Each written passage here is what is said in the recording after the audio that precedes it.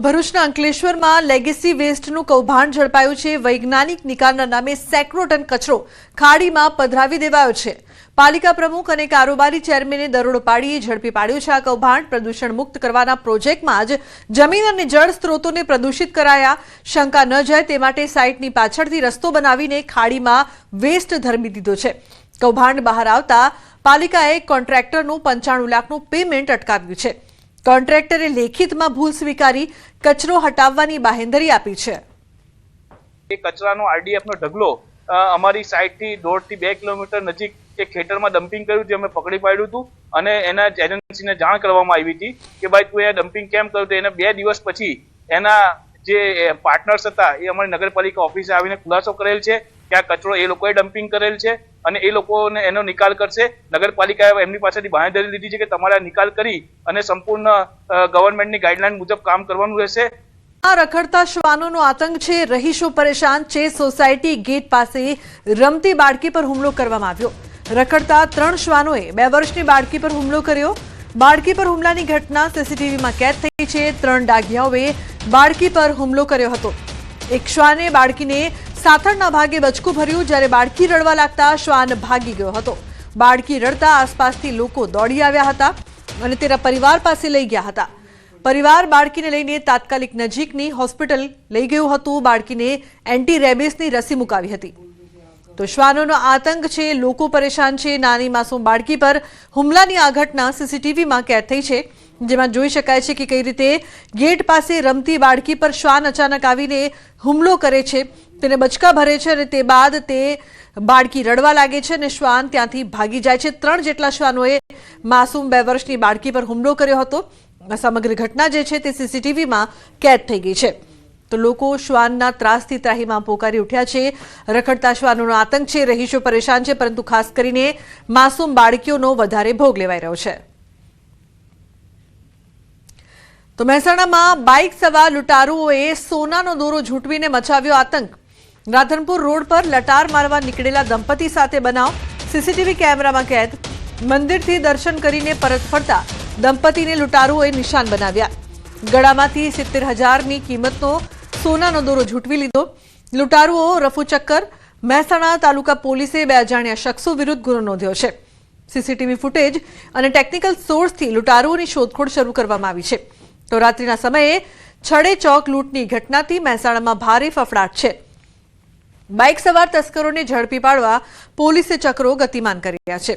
તો બાઇક પર સવાર 2 લૂંટારુઓ સીસીટીવીમાં કેદ થયા છે। ચેઇન સ્નેચર્સ બેલગામ થયા છે। તો પોલીસને પડકાર ફેંકતા હોય તે પ્રકારથી આ પ્રકારની વધતી ઘટના। કેતન જોડાયા છે ફોન લાઈન પર વધુ માહિતી આપવા માટે। કેતન, સમગ્ર મામલે શું વધુ વિગત આપની પાસે? ચોક્કસથી જણાવી દઉં કે મહેસાણા શહેરમાં જી કેતન, ચોક્કસથી જણાવી દઉં કે મહેસાણા શહેરમાં જે ઘટના ઘટી રહી છે તે પ્રમાણે મહેસાણા શહેરમાં કેન્સર હોવાની જે ઘટના હોય છે વારંવાર બનતી હોય છે, જે ઘટના હોય છે તેમાં વધારો થયો છે।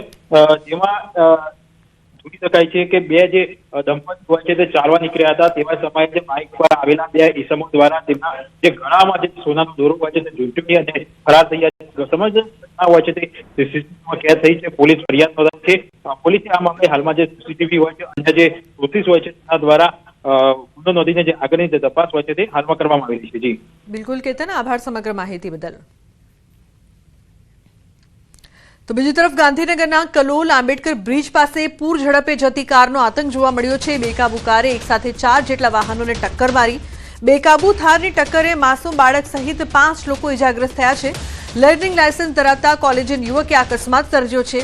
ભાડે લાવેલી થાર કારે એકસાથે 4 વાહનોને ટક્કર મારી। રોડ પરના ગેરકાયદે દબાણોને કારણે ફરી સર્જાયો છે જીવલેણ અકસ્માત। તો કલોલ તાલુકા પોલીસે અકસ્માત સર્જનાર યુવકો વિરુદ્ધ તપાસ તેજ કરી છે। સ્ટીયરિંગ પરથી કાબુ ગુમાવતા સર્વિસ રોડ પર મચી ભારે અફરાતફરી।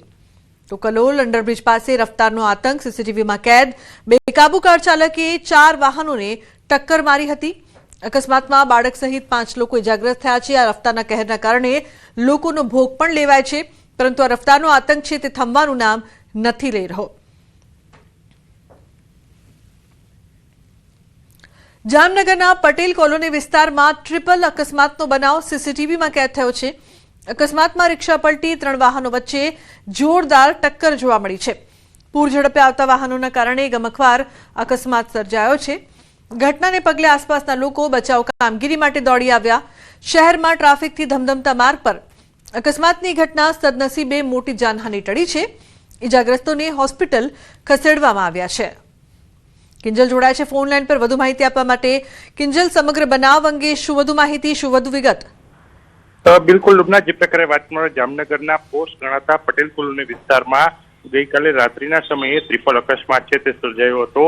જે ચોકડી છે આ ચોકડી પર ફૂટપાથ ઝડપે આવતી એક રિક્ષા છે, આ ઉપરાંત બાઇક છે અને ફોર વ્હીલ છે, આ 3 વચ્ચે આ ત્રિપલ અકસ્માત સર્જાયો હતો. ત્યારે 7 લોકો ત્યાં હતા. એ 7 લોકોનો ચમત્કારિક બચાવ થયો હતો, પરંતુ જે બાઇક ચાલક છે એ અને રિક્ષા ચાલક છે એ ઉપરાંત રિક્ષામાં સવાર લોકો છે તેને સામાન્ય ઈજા પહોંચતા તેમને સારવાર માટે ખસેડાયા હતા અને તેઓને સારવાર આપી રજા આપી દેવામાં આવી છે.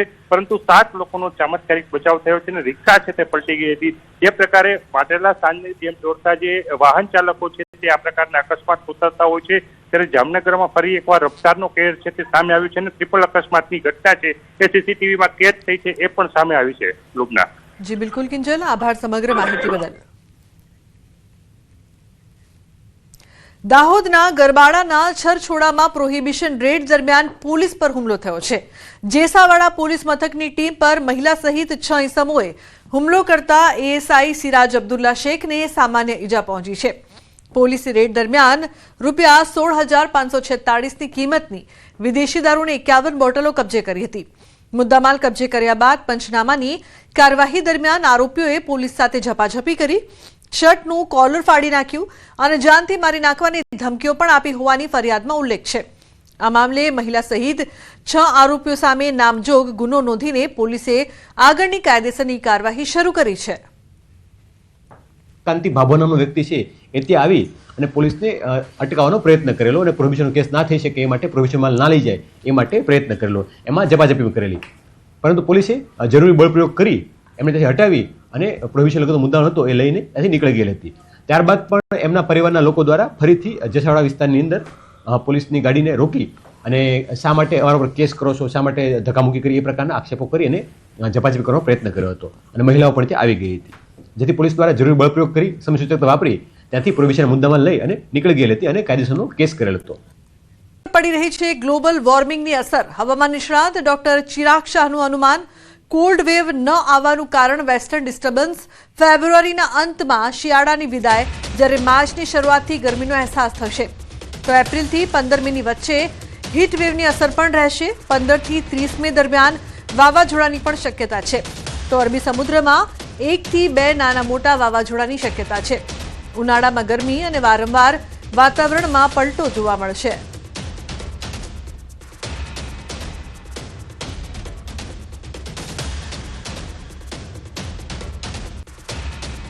હજુ આપણે કહી શકાય કે ઠંડી લગભગ 22-23 ફેબ્રુઆરી સુધી આપણને આ જે અત્યારનું જે ટેમ્પરેચર છે એટલે લગભગ રાત્રિનું આપણે ટેમ્પરેચર કહીએ 18-19 આપણને 22-23 ફેબ્રુઆરી સુધી જોવા મળે.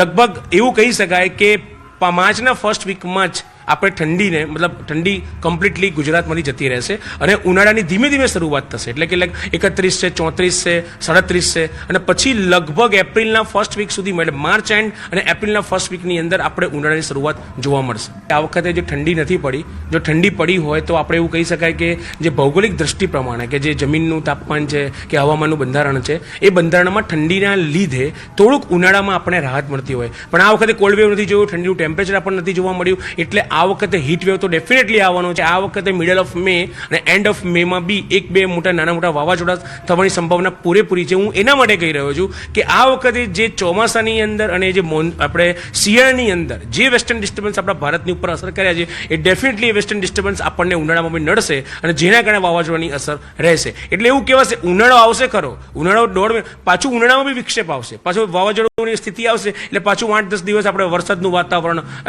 હવાની ગતિ વધી જશે, થોડુંક ઠંડુ થઈ જશે. એટલે ઉનાળો બી પ્રોપર જે આમ ધગધગતો ઉનાળો છે એ પ્રોપર જોવાની મળે. આ વખતે પણ અરબી સમુદ્રમાંથી 1 થી 2 વાવાઝોડા આવશે જ.